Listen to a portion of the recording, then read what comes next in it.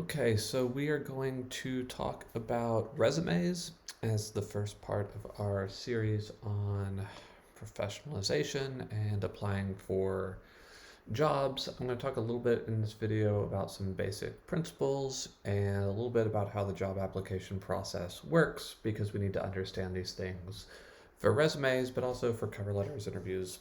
So this is going to be kind of a basic introduction. All right. Um, some kind of philosophical stuff at the beginning. When we are applying for jobs, we are presenting ourselves, and that can be a little bit fraught and complicated. And I think the tension is generally between, like how much are we showing up as ourselves and how much are we creating a fake person that we think is going to get this job. I'm going to give you my take on this, which is that I think that you show up as yourself, but as yourself that exists in professional settings or the self that you want to exist in professional settings. Here's an example. So, a long time ago, I was applying for a job as a web developer and I was applying through a recruiter. So, if y'all don't know, one way that you can get jobs is recruiters will be hired by a company to find someone to fill a position. They go out, screen applicants, and another thing that you should know is if you get hired through a recruiter, they're going to take a cut of your pay. You're not really going to know that. So basically, the company is paying a rate for you to work, and then the recruiter is paying you some portion of that, and you never quite know the full amount that the recruiter is being paid. But it's still a really good way to get jobs, especially in technical fields. Digression over. So I'm applying for this job as a web developer at a newspaper. And before the interview, the recruiter calls me and says, "Hey, you're going to wear a suit to the interview, right?" I said, "Well, no, I'm not going to wear a suit to the interview. I'm going to wear jeans and a button-up shirt, and that's how I'm going to show up." And the recruiters didn't like that, but that was also how I felt comfortable in that professional setting. And that was also actually a perfectly fine way to show up for an interview for a technical role at that kind of company. And I knew that. I knew that I wouldn't feel out of place and that I would feel like myself. And so I think that as you're making your resumes, you're thinking about all of these things. That's how you think about it. How can I show up as myself, but as myself in a way that fits into this environment or is how I would fit into this environment? All right, story over. So let's understand how companies screen job applicants because this is really important. So the first thing to understand is that, especially at big companies, they are probably going to use what's called an application tracking system. Okay, so they're going to get tons of applications and they are going to have the computer screen them for which ones might be good, right? They're going to have the computer sort them, show them the best candidates without a person looking at them. Okay, so we're going to talk about some specific ways that that matters for your job search. Okay. Second is requirements. Like at a base level, companies are hiring someone because they need certain functions done. Okay, so we can think about them as like needing a person or needing a well rounded person, and those things might be true, but there is also a ground level of like they need someone who can do this specific skill. Can you do it or not? And that's typically what's in the requirements section. Job applications or job postings will have preferred qualifications. Those are very much preferred. So, what I want you to understand there is that if you don't have those preferred qualifications, it is okay. They are often very much a wish list, and many jobs are filled without people having those preferred qualifications. When we think about screening, a lot of times we think about like fit and culture fit. And what I want you to know about that right now is that that usually takes place at a later stage. So fit is not going to override the required skills. Fit is not going to get you to the top of the list in the applicant tracking system. That's usually something that happens maybe during an interview or if they're really starting to screen candidates to decide who they want to interview. So you're going to focus on the other things primarily as a way of getting in the door. All right, so I want to look at a couple job postings and talk through them. So this is a web development position at a company called Deloitte. And if you don't know Deloitte, Deloitte is a very, very large company. They do kind of consulting and professional services and things. So what I know about this posting, because it's from a really large company, is that they're almost definitely going to be using an application tracking system, applicant tracking system. And that means I need to pay really careful attention to the keywords in this ad, because the way that those applicant tracking systems work is that they are largely looking for keywords. Do you meet the requirements? So if I'm looking here at the posting, I am thinking about Java Enterprise Edition, and I want to use those exact words. I'm thinking about Java Hibernate and Spring Framework. I want to use those exact words. Microservices in Java. I want to use all of these exact words in my resume to make sure, one, that they know that I have the requirements, and two, to make sure that in the applicant tracking system, I actually get through and they actually see my resume. As we're talking about fit a little bit, sometimes you can start to understand from job ads what a job is going to require or what the company culture is like. So I see that they're asking me to travel 20 to 50% of my time. Um, I might also know something about Deloitte. This is a job that's going to ask for a lot of you. It's going to ask for a lot of your time. And if that's the job you want, you can maybe start to do a little bit of culture fit by indicating in your resume and your cover letter that you are that kind of person. Okay. Preferred qualifications, again, I might be looking for keywords here, but this is what's going to get me in the door. All right. Another position, assistant web developer at the Westervelt company. So this is a much smaller company, and the point here is that they're much less likely to be using an applicant tracking system, but the same general rules apply, right? I still want to screen through, find my keywords, figure out what they're actually looking for that can be done, and make sure that I am showing them in a really clear way, I can do what you're looking for, and maybe I can do some of this. Okay, so I think one of the biggest things with resume, portfolio, all of this is that different kinds of industries expect different kinds of people, and they expect you to look a certain way. And one of the first screenings that a human is going to do is just like, do you look right? Okay, if I'm applying for a job as a web developer, do I look like a web developer? If I'm applying for a job as an advertising creative, do I look like an advertising creative? This is going to vary by industry. I call it showing up in the right outfit. You just don't want to show up in like a clown suit or a baseball uniform if what you're doing is cooking dinner. Okay. These are things that you'll need to talk to people in the industry and kind of snoop around and see what's normal. But as a general guideline, creative industries, advertising, things like this, it's the portfolio. It is all the portfolio. That's what they care about, is the portfolio. Okay. They want to see the work. Technical industries and coding, again, it's the portfolio, but especially as you get more technical, so probably anything other than front-end web development, it's the GitHub repository. Okay, they want to be able to go in and actually see the code. I've applied for jobs where they've actually like printed out the code from my GitHub repository and have it at the job interview. In these professions, in these industries, you want to emphasize skills. They care about your skills, they care about the other things a lot less. In industries that look more like business, and this probably includes like PR and some things like that, there is no portfolio. That is not customary. You might have a website that shows some stuff if you're in PR, but generally they're not really going to care about your portfolio. What they care about are metrics. So what they care about are the numbers that you can attach to accomplishments. All right. There are others. So again, you need to talk to people in the industry that you're applying to, and you need to look at examples to make sure that you look right and have the right things. All right. We're talking about resumes today. Resume is a single piece of paper that represents your skills and qualifications. General guidelines on resumes. Most important thing is they are not going to take any time to look at your resume. I think the number I've seen is 6 seconds.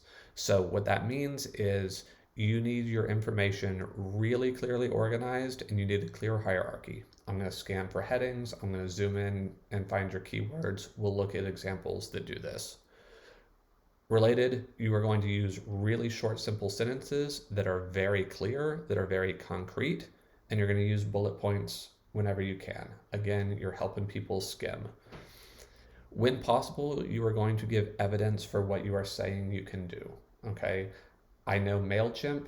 I use MailChimp to increase responses by 50% at this company. Okay. That is what shows them that you actually have that skill.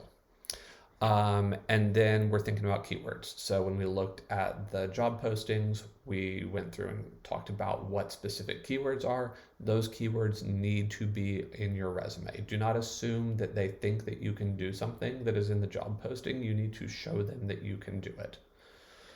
All right. Really basic stuff. Name and contact information at the top, name, phone, email, links. This is what's normal. If you're putting it as a PDF on your website or on your website, you might want to leave your phone off. That's fine. But make a different PDF that actually has your contact information. It doesn't need your address. When you're thinking about links, think about what is industry normal. Okay, so LinkedIn is probably really normal in some. If you're a designer, Behance might be normal, something like that. Put what's normal. Don't put what's not normal. If they want to see your social media stuff, they'll go out and find it. Doesn't need to be here. All right, some resumes start with an objective or a career summary. This is optional. I'm going to show you resumes from early career people that are just graduating. None of them have it. If you want it at the top, it needs to be very short, like maybe 2 sentences. It needs to be really specific. If it's vague and hand wavy, it's not doing any good. It's just making you look like you don't know what you're talking about. And again, maybe the only benefit of this sometimes is that you can include more keywords in there. So if you're applying to a job at a big employer, this might be a way to jam some keywords in there and get bumped up a little bit in the pile. But in general, you don't need to have this. You can have it. It needs to be short. It needs to be concrete. When I say concrete, I mean you're using specific words to talk about specific tasks and specific actions that you took. Okay. All right.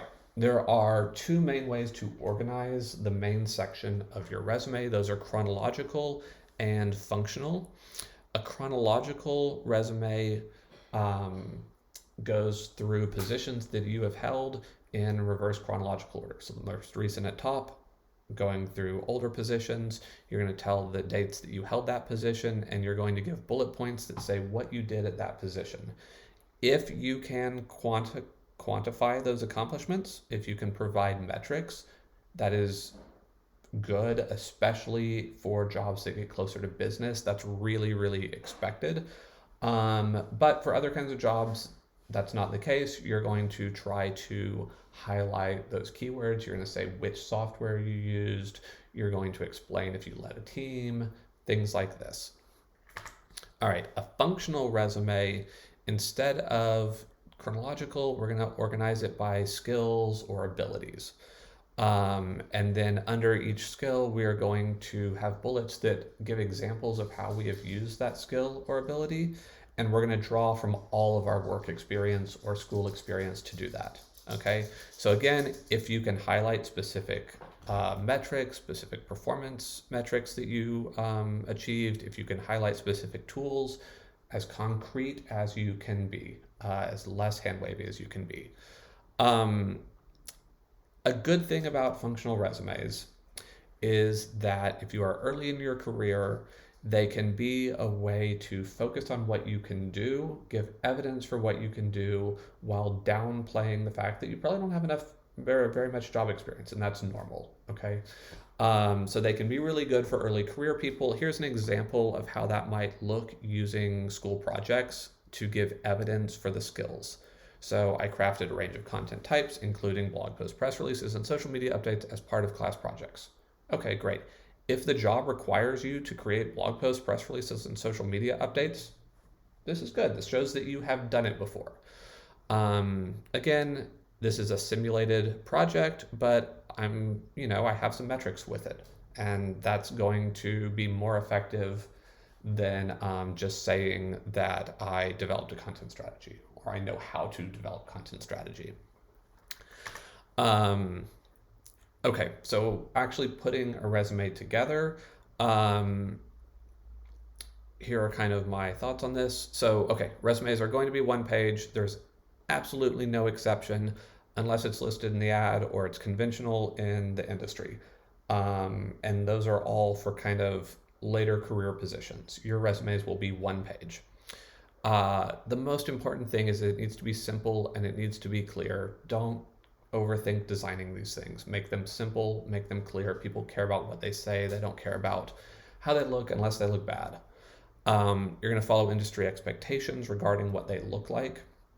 Okay, so you really need to go out and say, I'm applying for an advertising job. These are resumes from that industry. I want mine to look like theirs.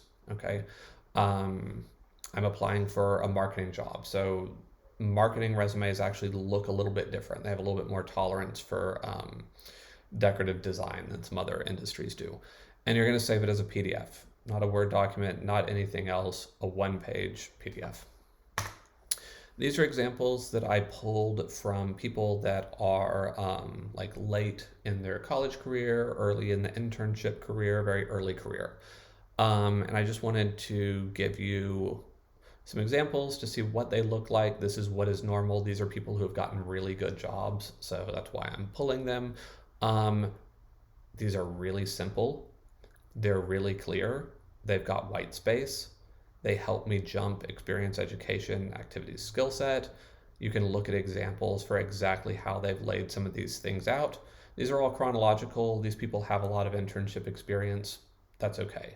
But again, this is what is working. You'll also notice these don't have objective statements at the top, but these resumes work. Just more showing you maybe some different sections you can think about including. A lot of times you'll see education on the side. Typically, that's not what people care the most about if you can show that you have the skills and requirements that they are looking for. Okay, things to avoid. Don't put anything that doesn't have any relevance to the posting. You'll have all been in school. You should be able to talk about your skills and abilities and experiences in relation to class projects or things that you have done. If you were a babysitter, that's going to be irrelevant to most things. It makes you look young and not just inexperienced. It's okay to be inexperienced. It's not okay to have no idea what you're walking into. Okay. That doesn't mean that your job at HEB didn't give you like leadership skills that you would absolutely want to list, right? If it's relevant to the job posting. Okay. Same thing with skills, right? Like you might know how to throw pottery. If it has nothing to do with the job, it's just wasting space and it's detracting from the stuff that they care about.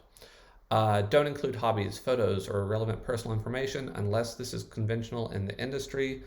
So this is something you are not going to do unless you're looking at the industry and you're seeing that everybody does this, or you talk to a hiring manager in the industry and they tell you you need to do it.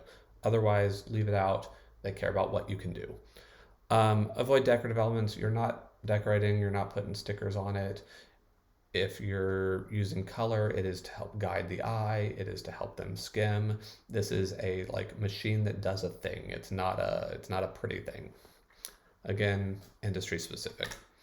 All right, just some final practical considerations. Proofread it, proofread it, proofread it. Again, you're showing up in a suit. Don't show up with like a big hole in your suit or something. Really important, have somebody in the industry look it over. There are going to be specific things. There are going to be specific ways of wording things. You need somebody who you trust in that industry to look at it and give you some feedback. All right, kind of important stuff. Early in your career, you might be applying for very different kinds of jobs, right? That's normal. Have different resumes for each job type. At the very least, have different resumes for each job type that highlight the relevant skills, okay? If you are like have the time, make a resume specific to the job posting. Make a resume that when they look at it, they look at their posting and they look at your resume and they see every single box ticked. Okay. Something I didn't mention earlier in the application process, there is often a rubric. Okay. There's often a numeric score where they have taken the requirements and given the numeric values. And they do this to try to be fair, right? To have some like Mm-hmm. objectivity in the process. Um, but that means that if there's something on the requirements that you don't mention in your resume, you are just leaving points on the table. Okay. So match your resume to that posting if you have the time. Like really little stuff, have a nice file name, right? You're gonna be like attaching this to something, they're gonna see it. Don't have this be nonsense. Don't, I don't know, Carter resume, something like that. Um, Sometimes you're going to have something on the web and you're also going to be applying, especially if you're having these customized PDFs, right, that are going out for specific postings. I think one way to handle that is on the web, you have the simplified resume that just kind of shows some of your experience. But when you're applying for a job, the resume that they're going to look at is the one that you send in. So kind of keep this simple where you don't have to mess with it as much and then really customize these PDFs. Okay, that's my spiel on resumes. Industry specific, concrete, specific words, short sentences, really easy to read. Give evidence of what you've done. That can be schoolwork. Consider a functional resume that highlights what you can do and provides evidence for it. And make the design really simple.